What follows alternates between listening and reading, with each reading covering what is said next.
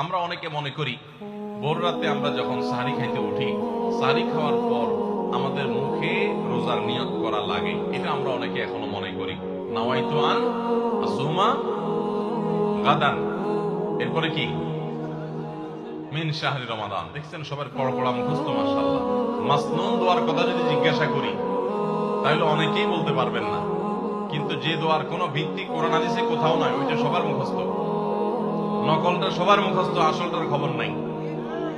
রমজান মাসে বা রমজানের বাইরে কোন সময় রোজার নিয়ত মুখে উচ্চারণ করা, এই যে নাওয়াইতু আন আসুমা গাদান মিন শাহরি রমাদান, আরো কি কি আছে, এরকম কোন দোয়া পড়ার কথা কোরআন কিংবা হাদিসে কোন নির্দেশ আমাদেরকে দেওয়া হয়নি। আপনি সাহারি খাইতে উঠছেন কি জন্য?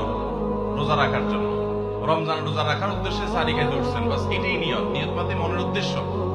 নিয়ত মানে কি? মনের উদ্দেশ্য। অতএব সে উদ্দেশ্য আছে, তাতে নিয়ত হয়ে গেছে।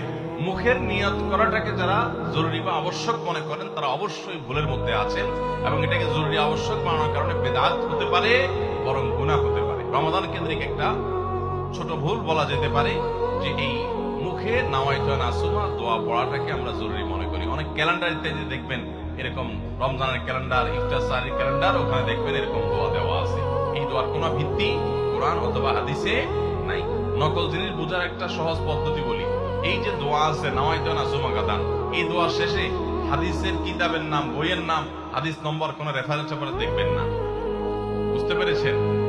এটা হলো মেড ইন জিনজিরা জিনিস আইটেম যেরকম দেখেন না, ওই রকম। তো এই জন্য এটাকে একটা আমরা ছোট ভুল বলতে পারি রমজান কেন্দ্রিক, যে আমরা মুখে নিয়ত করাকে অনেক আবশ্যক মনে করি। 5 নম্বর রমজান কেন্দ্রিক আমাদের ভুল হলো আমরা